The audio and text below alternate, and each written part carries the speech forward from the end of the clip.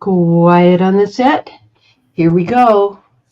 5, 4, 3, 2, 1. Hello, everybody. I'm Dear Myrtle, your friend, not so retired friend in genealogy. And this is Myrt's Book Club. And I hope that you will enjoy what's happening in today's meetup. We have been working through Dr. Jones's Mastering Genealogical Proof. And because this is under copyright, you can tell I've studied it a lot. We've had six study groups dedicated to that book over the years, not unlike this book club, where the panelists take a chapter and work through it and then write a homework assignment based on one inspiring thing from that chapter. And it's been kind of hard trying to figure out what it is that is inspiring, because so much is inspiring. I recommend that you buy this book, Mastering Genealogical Documentation, and I will give you the link to ordering it shortly, theoretically, possibly. Find it on Amazon. I've got to do that.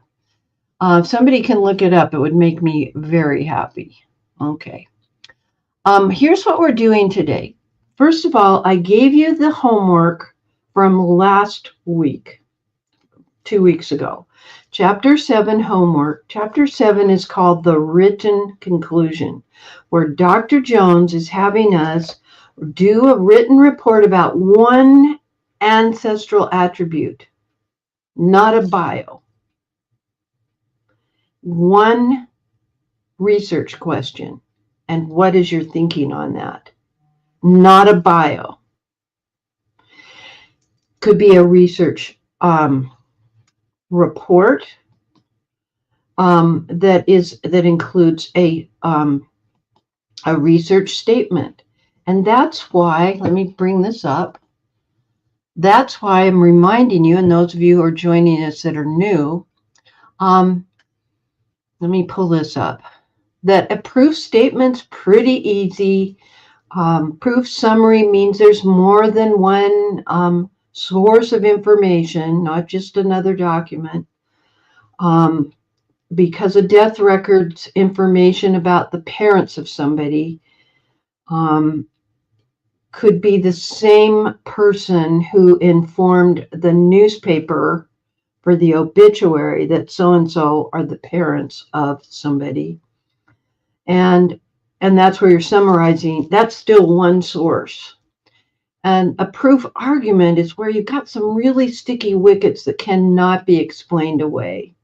Yes, this is last week's homework that I'm bringing up to show that stoplight takes a little more thinking to work through. And thank you for sharing the link to Mastering Genealogical Proof, Melinda, with the group. I appreciate y'all.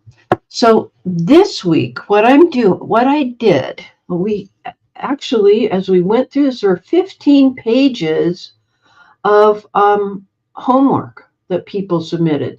Mine had photos and stuff. Ellen had all kinds of things, including a screenshot of her DNA tree, things like that, as well as some documents. And it took a lot of work. Maria, that was her homework. She used one document. Melinda used multiple, including the use of a table, which was a smart idea, where on the left side was, I'm trying to think, Melinda, is that? Check, okay. And then the translation on the right side. How did you arrive at that, by the way, that translation? ChatGPT.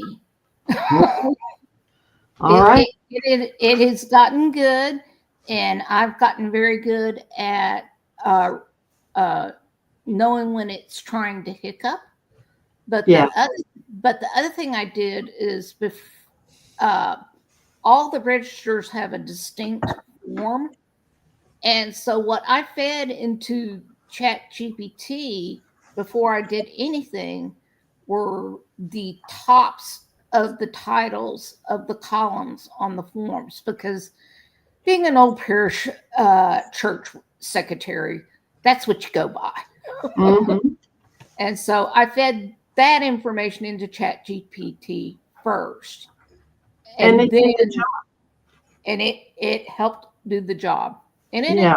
it would hiccup like every, I would say 15, 20 names, and I would say, go look at that again, and then it would agree with me again and get it right. Well, and in this case, just this part with that translation is a proof statement, because you're only talking about this one document. Yes.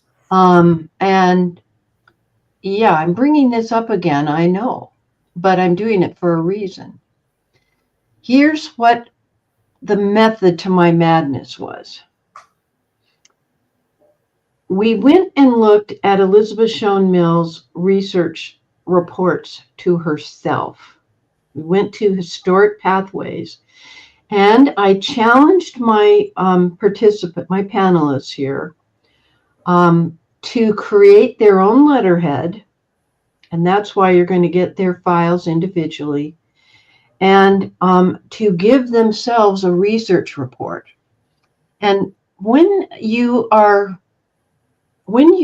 formulate a research report as if you are a professional genealogist, because we are professionals, we aim to be professionals, we have stepped back a few paces.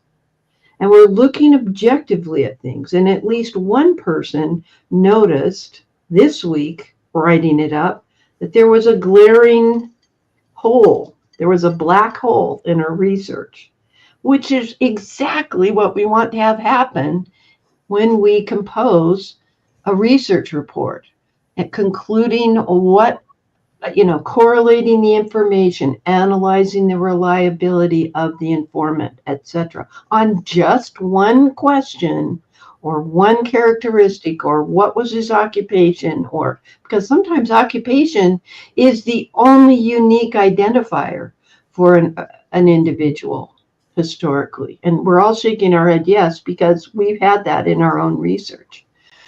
All right, so what I'm going to do is pull up, let me get to the right homework. I'm going to pull up Maria's homework first, but I've got to get it. Here is it, here it is. Okay. So I only added 2 things to your research report, and I will give you the link to this. Maria, let me change our view. Okay. We'll just zoom in. Okay. So she designed letterhead. And I like that. I think it's pretty. I think it's essential, although I don't think the word email is essential. I think it's given that it's, and that's a picky-uni thing I'm giving you there, Maria. Let me pull it up so you can see it. If I forget to share screen, you guys can jump in. I did add a date and who it's addressed to. And I didn't know which folder, if it's the Bessler file or what. So I just put to file. Talk to me about your homework and where you found a problem. First of all, you can see from this outline that she has citations that are endnotes for information on that page. I like footnotes, not endnotes. And I just said footnotes are on that page because they're relative to that page. Don't you hate books that, well, I'm glad they at least have notes, endnotes, but you're looking at a 300-page book and you keep having to, if it's all in endnotes, you're having to go past 285 pages to get to the endnote relative to what was on that page. So, Maria, talk to me about your homework. Well, I made some assumptions. one assumption was that when I previously had done this research and had written some things up on it, that I had looked at all the documents over again. And then when I started rewriting and writing things up, I was trying to prove that the person who wrote the index misread the Besser, the Esset, SL versus SS. But when I went and looked at the actual record, the birth record, it is an SL. And so the indexer did it correct. And so what I had to do is, instead of proving the indexer did it wrong, I had to prove that the priest did it wrong. So that's odd, because indexers are supposed to be letter for letter perfect. And this indexer was. The tricky part is the birth record is BSLER, but if you look at the index in the actual vital records book, it's actually it says BSSER. So this is what's at issue: the ending of Herman's name, surname. Well, it should be Besser, but the indexer did, which the indexer did it correctly, but the priest did it incorrectly. So I had mixed up the wrong problem. Okay.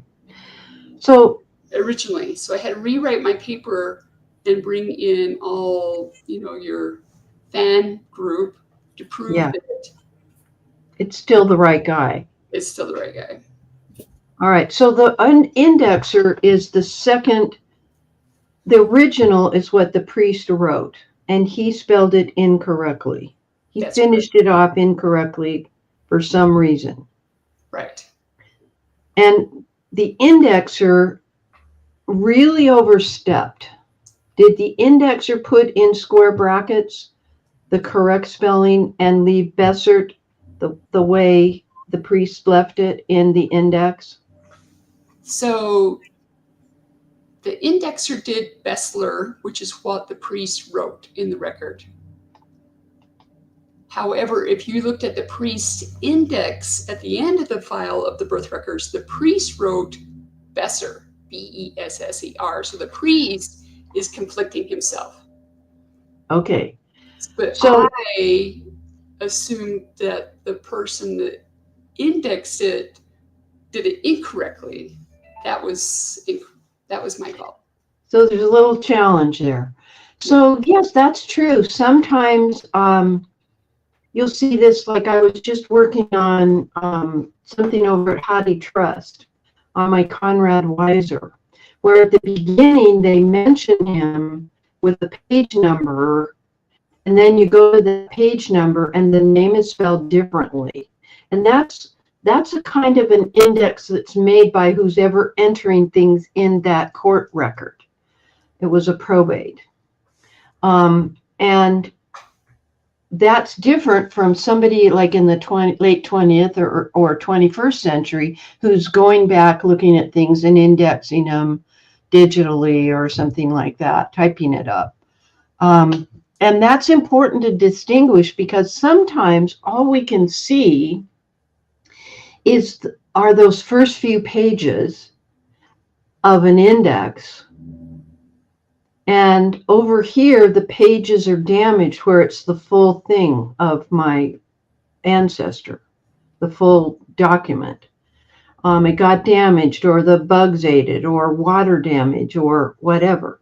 And so we're relying on, I've seen this in a grantee-grantor index where they'll have the grantee and grantor, but the actual land entry where it shows exactly how many acres so-and-so sold to somebody else, those pages are not included. And so you had to go through, you had to read the whole grantee-grantor index that was done at the time of the recording of the land transaction.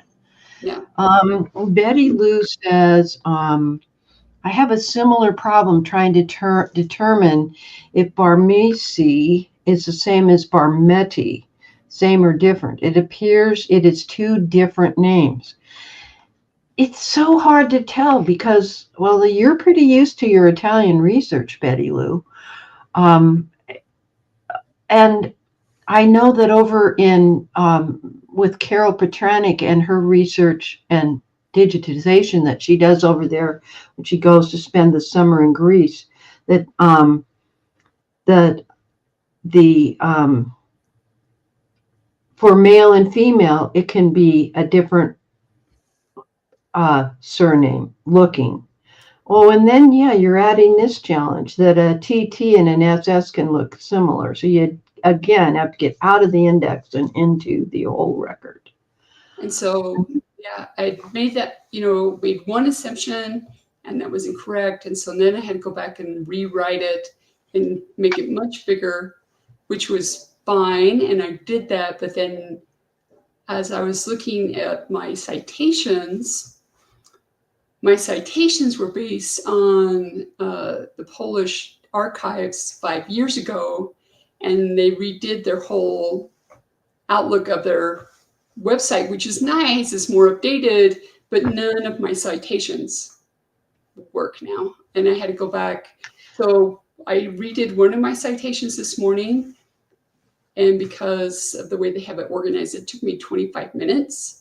And if I were to do all the citations with all the fan chart and everybody, it would take me at least 8 hours. So I didn't get to that. I didn't get to all the citations. Is it still at the same Polish civil transcripts website for the Catholic Church, or are we talking about? It's a completely different Genteca. URL. Right. Still the original authors, right? But the place where the URL is completely changed. And like the image number, like I'll have image numbers like 59 of 86 is now 58 of 86. So it's just, it will take line by line for me to go through and fix that. I mean, and that's okay. It's just that I should have realized that a week ago and I put it off until. That's okay. Yeah. You just are moving into your new house. You have boxes everywhere. I hope that nothing was broken in the move and everything. Nothing super critical. There are. Well, life happens. All right. So we're talking about a couple of things here because this does happen in real life. Number one, our citations really need to have the root of it, like ancestry.com, because they change what folders things are in. They do have database ID numbers, but you can't always trust that. But the other part of that ending of a citation needs to have a space, colon, space, and then the date you viewed it. Or it's either accessed or viewed, and then the date. And be careful to do it. 2nd March or MAR, and then the year, full 4-year numerals. Because this is, I've been doing research and citing things forever. Well, not the first few years. I was only 16, so do the math. But databases have changed. Also, particularly with newspapers, I've noticed, they will tell you that they have a run of this newspaper title from this date and year to that date and year. And it's mostly the front page, the opening page. And then they go in and fill in. So that messes up. It's now no longer image 49 in the record set. It's image 142, something completely off. And again, that date helps cover your, you know what, and you've made a copy of it for your files backed up to the cloud. so that you could look at it again without having to go through a whole new website. Can you imagine being Cindy Engel and having Cindy's list to update from, just because database design has progressed over the years, and it has to do with speed of returning the responses to your research query. Yeah, Valerie is sending you hugs if you wanted to go through this. Valerie. Yeah. So, but that's a very real thing. I'm not going to go back and redo all my citations. I can't possibly do that. There's way too many. Can you imagine Randy Seaver going back and doing all? I mean, good golly. But he's, got the documents digitally, and he's attached them to the appropriate people in his database. It is nice that on my citation, I have the record number, and it was, it didn't take me too long to find it in the new place, but it does take time. Their website is slow, so it does take time to load up, and I had to, so I'll have to look at every one again, which maybe will spark ideas for something I forgot. You never know. I want to ask you, when I know that you initially wrote this for another homework assignment elsewhere, not here. When you write a research report, how are you as far as being able to step back and look objectively? I use research reports because Elizabeth Shown Mills said to do that. And it didn't catch on until I was doing it that I had to be more organized in my thought process in composing a written conclusion. I had to take a more professional stance.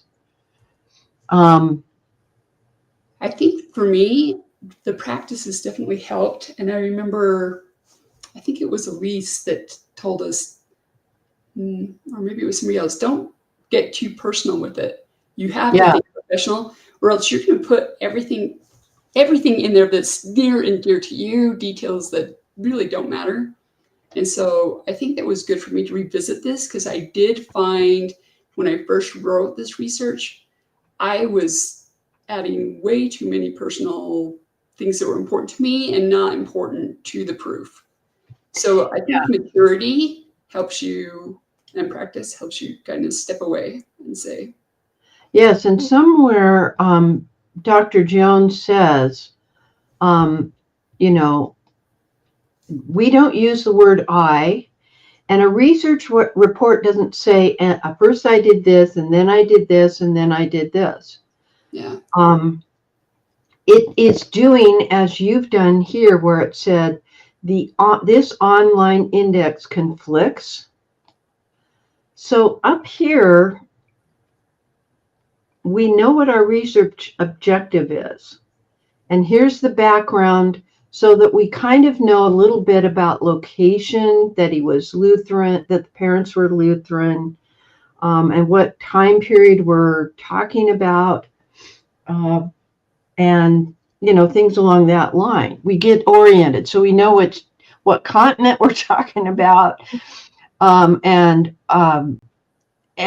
you're already triangulating on those three people, and there's the Bessler, Belser, but the parents don't seem to, it just doesn't seem to make any sense. But Iwa Rosina Nishmel, or however you pronounce this, is in fact what we see up here. So is this just, that's a little hard not to. Is it a coincidence, or is it not a coincidence? Yeah. And if you don't, that common. So yeah, and if you don't mention it, then somebody else who's running across this research and they happen to hear about this second entry, they're saying, well, she didn't have the second entry information of somebody, being born in 1842 versus does that make sense? The parents were married, and what about the 1849? Does a 2 look like a 9? All of this stuff. So we have the orientation of when they could have been born because of the marriage date. So that is relevant in its background to getting us oriented to what sphere we're talking about. Let's see. Valerie is saying, I never include the full URL in each of my client research reports, especially to paid subscription databases. Most clients, unlike our own reports, wouldn't know what to do with the URL.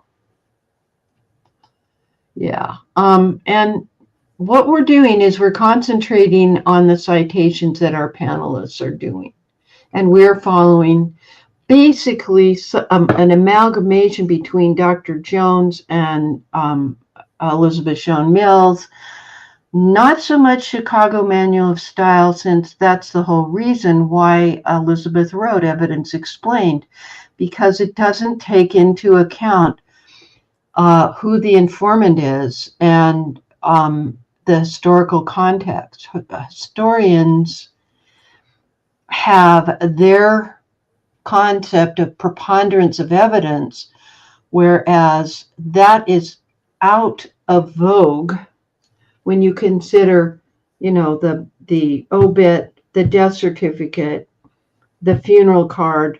Those are basically one source, not three, because the person providing the information on the decedent is likely the same person who, talked to the funeral home, identified the body, being very upset, etc.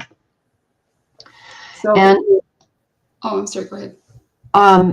So I didn't change the spelling of this. Is that how they type register a birth, or is that just a typo on your part? That's probably a typo on Okay. my part. Okay. And these are the citations that are still under work in process. So that number 1, that's the one I did today. It doesn't have, these ones do not have everything. They're not complete yet. Yeah, it's not.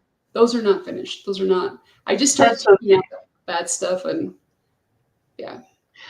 All right. So then what we find is there's a summary of proof, which is actually a proof statement, I think, because we're only talking about this online index. Correct? Well, the proof summary is everything that follows the next 3 pages. Okay. So technically speaking, a proof summary is a paragraph. It's not graphics. It's a narrative. Okay. Betty Lou points out something really good in your citation number 4, that you looked here and did not find anything. Right. And so basically, we don't want to see this graphic here. This was we just want the citation. We want your proof summary that based on blup, blup, and blup, and we discount this because it's conflicting evidence, and here's why. And we believe it to be, and all of these are referenced by a citation, not a graphic. Okay. So that's very different from what I did and what we all did last week, pretty much, where we had a lot of graphics. Elizabeth doesn't have them showing up. They would be, we want the graphics, but not here. Great. That's good to know. Okay. It can be an addendum, but not in the body of this report to yourself. The report to yourself is 1 page, maybe 1.5 pages with this topic. Let me scroll through this, where it is research objective, the background information, conflicting evidence could be a subtopic, and your resolution of it, and your final proof statement, a proof summary or proof argument. And they would just be a series of citations underneath. Now how do you feel about that? Does it make us sad? I don't know. What do you think? Let me pull the rest of the panelists up. I think you're right that, I mean, once I realized my mistake, I yesterday just tried to hurry and throw everything out there to, show that I did do all my due diligence of research, and I was trying to show that, but I think you're right. I just need to streamline, and like I talked about. Of course I'm right. Of course you are. To simplify it. So yeah, it's good. It's always good to get good feedback. Yeah. From people, because you already, I already had lots of emotions going on, realizing that I bugged, and then, yeah. So it's good. So Betty Lou is right. The research report is the summary, and the notes are where the graphics and the images and citations go. But you're not ready for the research report until you've done all the work that is accumulating in your research notes. Right. So the research report kind of goes on top of it in your file. That basically it's a quick study for what is following. Yeah. We're really good on the research notes with graphics and images and citations. We're very good at that because part of it is we found a graphic. It looks like the name matches. It looks like the locality and at least one other, or maybe the parents or the bride or something. And yeah, that clarification needs to happen. But we get so deep in the weeds of the research process, and that's where we're emotional because we have those breakthroughs. And we're excited that we found this document and I want to show it to you. But the research report is a quick study. It's just paragraphs of information. Yeah. Okay. It's just, as Valerie says, it's just the facts. And yeah, you can use these citations and they need to show up in your research report. But what happens when you're doing the research report versus the research log or whatever you call it, the research notes, different people call it different things, is you've got this mass of papers. I think for Ellen, it was 15 pages, right? And now we're trying to summarize that all in a few short paragraphs. Here's the objective. Here, answering what this is the question. Here's the background, so we know where and a couple of people and the time period. And you're not saying I discovered this. You're footnoting the marriage, the census record, whatever it is. Then when there's conflicting evidence, that's another paragraph. And again, no images showing up there so that you're comparing the SS and the TT on the end of an Italian whatever.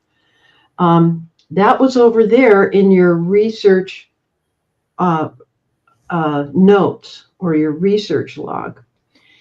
But now, and the reason I did the letterhead made the request that you create letterhead, is so that you would then remove yourself from that and be super ultra professional, just the facts, summarizing it.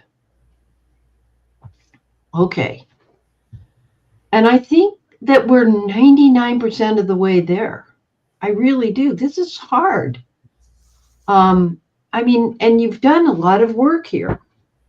Let me go back to the shared screen thingy, with the table and stuff.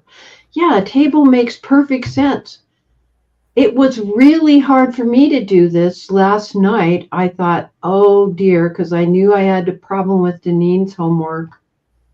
And no offense, it just was what file got to me, and that's okay. And I knew that Ellen was going to not be here. I thought, oh, I'll just redo mine. And it's really hard not to add the documents in there. It's already over there in what we did the last time we met. That is your research notes. Okay. Does that make it clearer in our mind? No, At least none of you were doing the full bio. So that made me very encouraged. You were getting the concept. So the notes are so much easier as they are all encompassing. But you are in your research report just taking all of that's accumulated over 15 or 20 or 30 pages of the research notes into a page or a page and a half that's summarized with the footnotes. So let's see what Gwenny's asking. Would limitations or access to documents in scope be under background or under notes?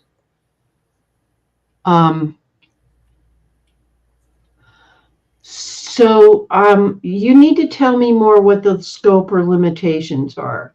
The question itself should be defining the limitation.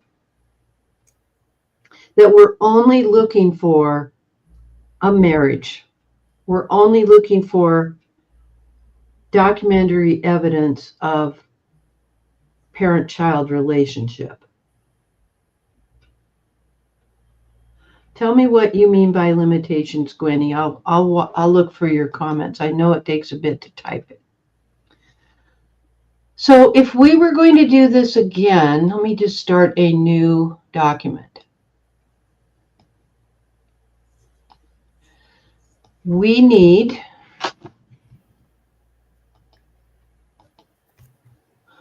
and let me make this all bigger.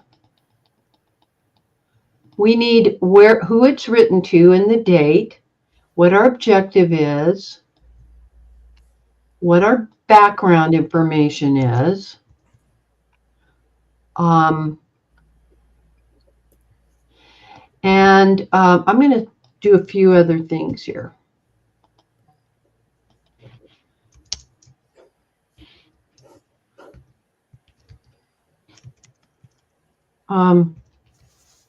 You could do analysis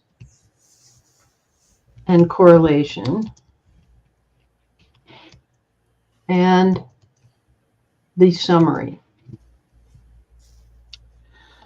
Now, one of the tools that Dr. Jones suggests doing is that, yes, here's the research objective where we have identified, the actual research question.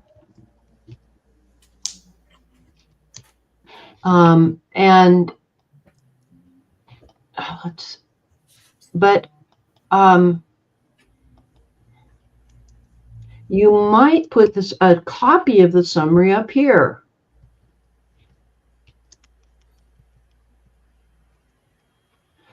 If it's very confusing. And this is a matter of, okay, I see what you've written. I'll get to you in a minute. This concept here is that we're going to, here's our research question. That's really all it needs to be. Our summary is we believe it, what we believe, and then our summary is again here. Let me make these bigger. It's just a cover sheet. It's being able to clip all that together with one of those big clips, one of those big heavy clips. And the top part summarizes everything else underneath. And all those personal things got stripped out of it. All of the process that you went through, that first I did this, and then I found out about this, and then I did this and did this and did this. That all needs to go away, and it's just the facts. Now, the concept of this summary appearing here twice, if it's a very easy one, the summary can just be at the bottom. But if it goes to a page and a half or 2 pages, because there were several problems with conflicting evidence, for instance, you maybe want to put the summary at the top. In other words, you're going to tell them what you believe, and then you're going to walk them through why you believe that, and then end it with the summary again. Deneen, are you shaking your glasses at me would you like to say something? trying to see the screen. Oh, okay. All right. I thought I zoomed in enough. I think you did, but that's good. That's good. Well, I want to get it all on one page for you. Yeah. No. So it's really just typed. Mm-hmm. And with footnotes. And because of using a style like this, where your headings are obvious, because background might have to be 2 paragraphs. I hope not.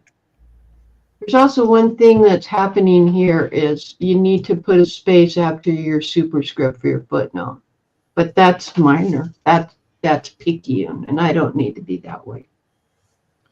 Let's pull up Melinda's homework, and I'll go get the link for you all. You can find it. Okay, 1 second. So Maria had the challenge for us of what to do. Do we have to go back and change all our citations? You're not expected to, but be sure that you put your view date in your citation, because then the person would, what if all they see is your cover sheet and not all your research notes? They'll see that as a pretty good citation, as opposed to, how about a footnote and it says 1870 US Census, period. That's not a good citation.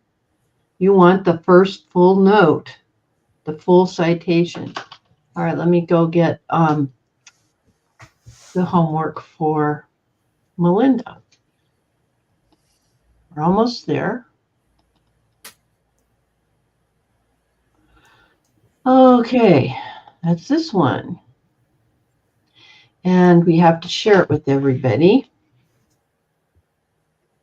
And anyone with the link can view it. Okay, so this is Melinda's homework.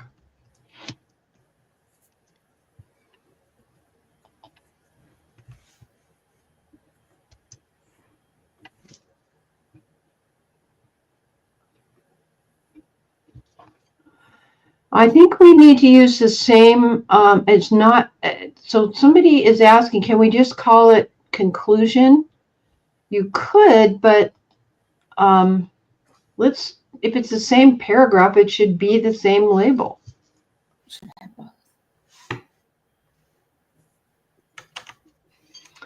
Okay, so now you should be able to pull up the homework for Maria, or for Melinda. Melinda, I did you the favor of removing the lines when I brought your homework in. Let's close this part. This is a table where all these exist, and they had lines that were running across. And so I fixed that for you. Thank you. Yeah. She did the date and the file. Her subject were the Barbaras in the small family, I think, and the location. So she got us oriented. And And her background summary is a really good brief one. And that's part of why I wanted to show her last. Because the brevity is what we need in this summary. And Melinda, you got to take that writing class from Dr. Jones that I didn't get to take Mm-hmm. that year at in Georgia. Yeah.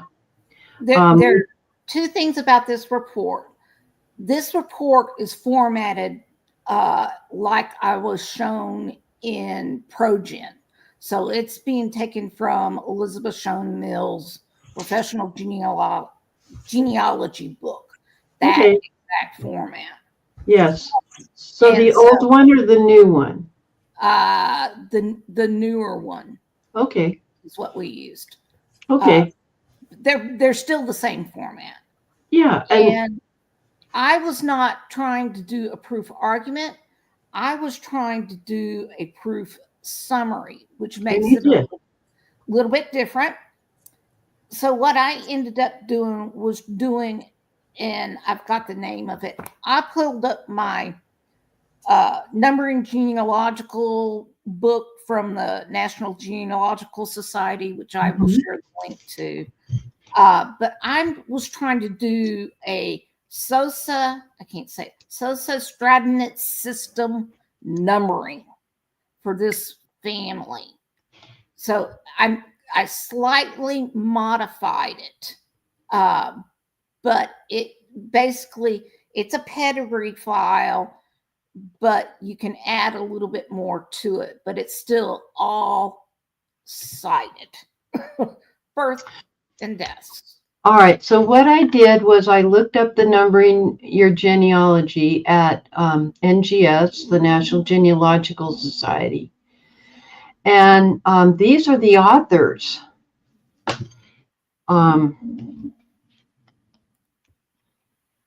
And there you go. So it's one of their series of doing your research. They have a lot of these little booklets. It's 8.5 by 11 though, isn't it? No, it's tiny. And it's a smaller one. It is a book that Tom Jones recommended us use and purchase in that class you were speaking about. Okay. The one I that's where I learned about it in the first place. Yeah. Okay. All right. Well, most of us you don't worry about a numbering system because our mainstream genealogy programs will generate an TOEFL or a register, or there's different systems.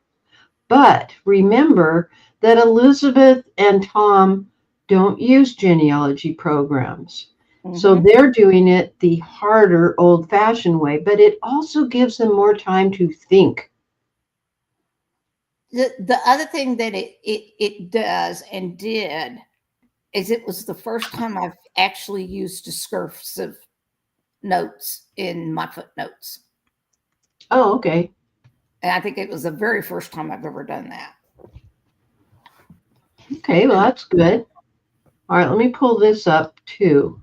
This is the other thing that you brought up, but I apparently have to log in as if I'm not on Amazon enough. MBFXXF. All right, here we go. This is the link to ProGen, which is the affectionate name we have for professional genealogy preparation, practice, and standards. And I'll share that. And the link is weird. It's not coming up. Oh, you have hardcover. It's only let's go here. I'm trying to, but here's the link up here. Okay, control. Okay, there's the title. And oh man, that's one of those really long, horrible things. Let me take this out.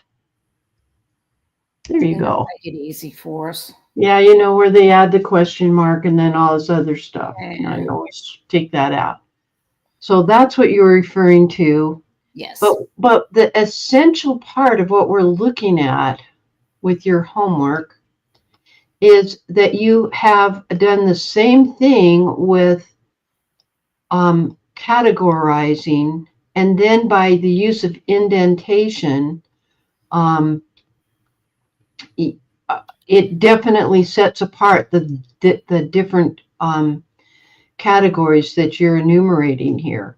For instance, one of them is what repositories did you go to?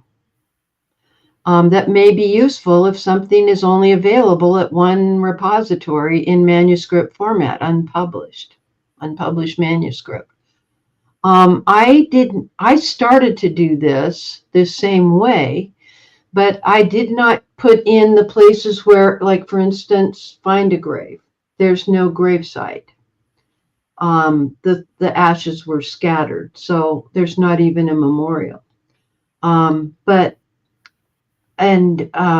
Genealogy Bank was one, and newspapers.com was a negative search for me.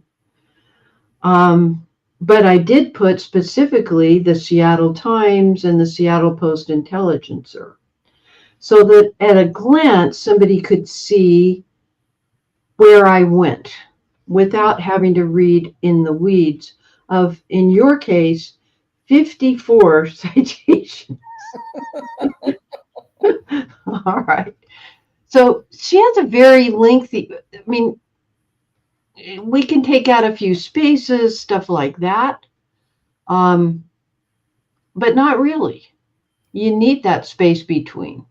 Maybe not. And I will say that I shared this report format to at SLIG one time, and Angela Parker McGee went nuts about it. Yeah. Because I tend to have a wider left-hand margin. Yeah. So that people can put hole punches there. Well, without ruining your work. That's great. That is great. And everybody just went, "Oh my gosh, I can't believe it!" And brilliant. And my logo is in my footer on purpose.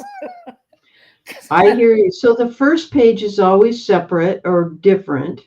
Yeah.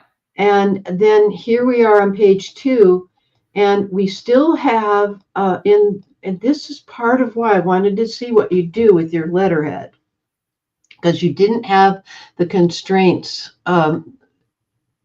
If I combined these, it would really mess things up. You had to look at these separately.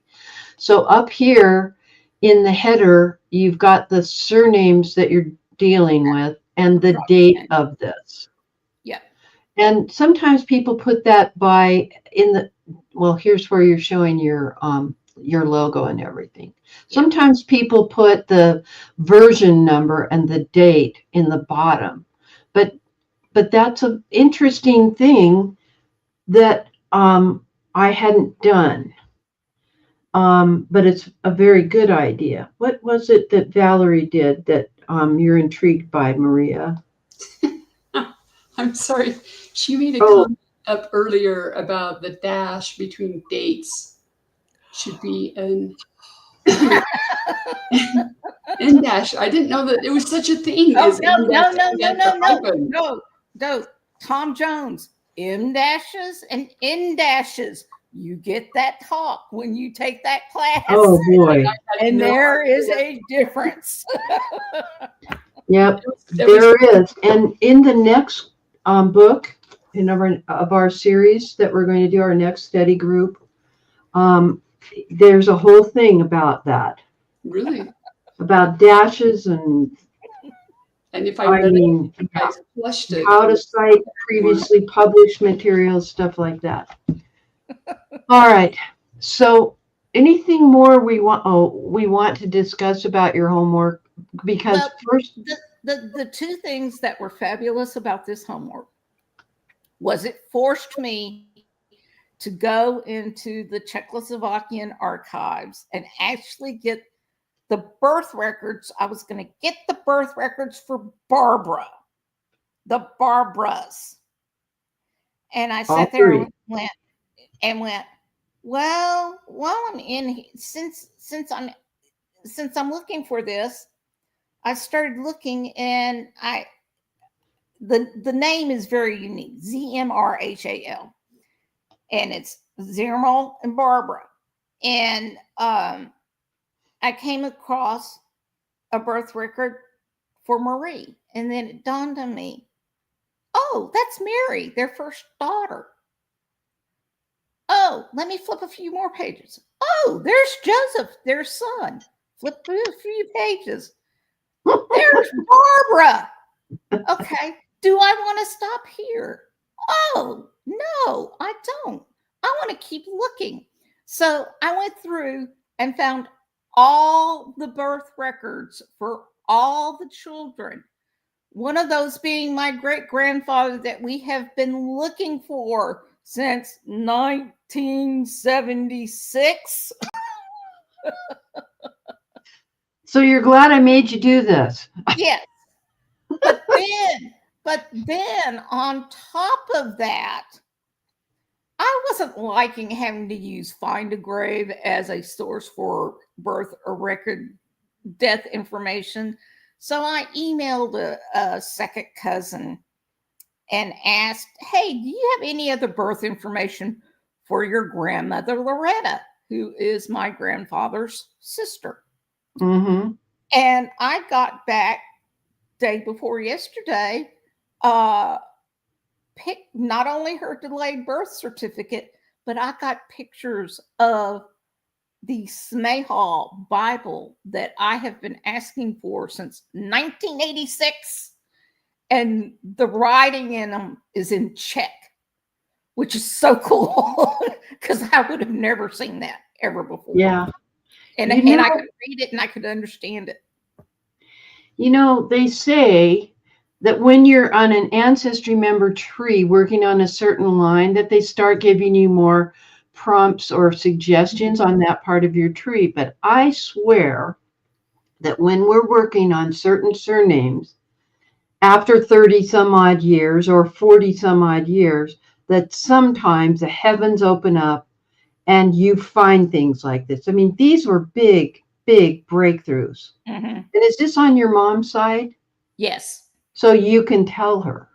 Oh, yes. She's been following my angst for the past week and a half. I love it. All right. Yeah. All right. So we have finally, now I haven't talked to Deneen, but I know it just was an oddity with our homework. A couple of things. First of all, I am super uber proud of each one of you and Ellen, whose son is quite ill, and she was up most of the night with him. And he's an adult, so this is serious. I know each of you and have been privy to things, and you have persevered in trying to contribute at whatever level possible. And I am proud of you for that. The things that you come up with that were like, Maria's saying this about all the citations have changed. I'm like, don't worry, that's a good thing to discuss. It is. These things happen spontaneously because somebody who views this later or who is in attendance live needs to know, okay, I've got to put the viewed date and be sure that I make my own copy in a file somewhere that's backed up to the cloud, because Deneen is losing stuff on her computer and we don't want to lose any stuff. That's what Deneen's been dealing with. One of several things, but you get the point. Valerie says, great job and hard work by each of you. We didn't say this was easy. Yeah, we don't have that easy button. I think I need to ask Thomas for one. I used to have one of those little staples thing that was easy.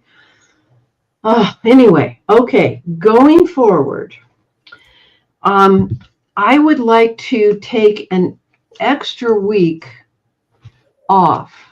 Normally we meet with book club, the same, it would be the 14th of April. I like to put it off till it's a month, till 2 weeks after that. You do not need to be on this next group if you don't want to be one of the panelists when we tackle this book. Somewhere, let me go to my Google Drive and I will share the link with everybody to the sign-up form.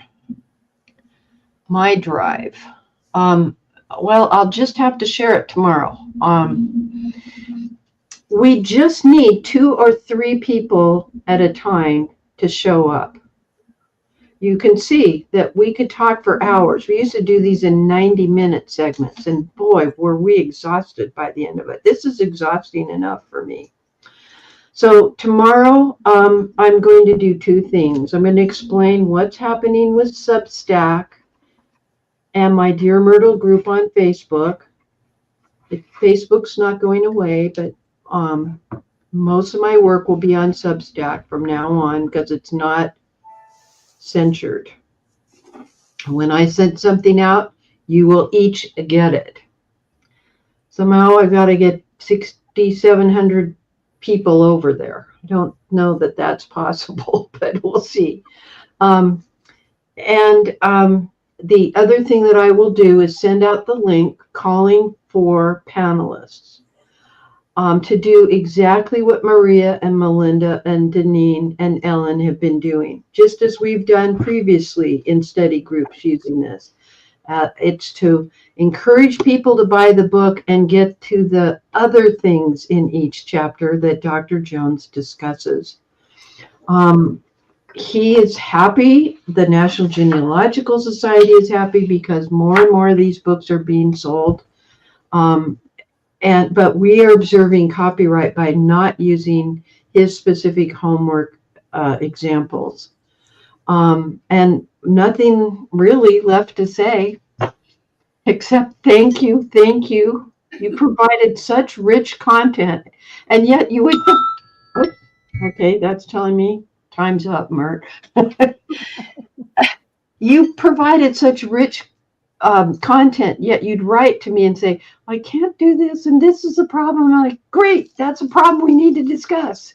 And they happen spontaneously by people that we loved, and we can work around it. And yeah, so thanks for mentioning that, Karen, about a paid study group that Cindy, Engel, and Carrie are doing. Look at Genealogy Pants. That's the website to sign up for things like that. They're very good. And we're going to call this a wrap. Nothing left to say, but I'm Dear Myrtle, your not so retired friend in genealogy. Happy family tree climbing, everybody. That's a wrap.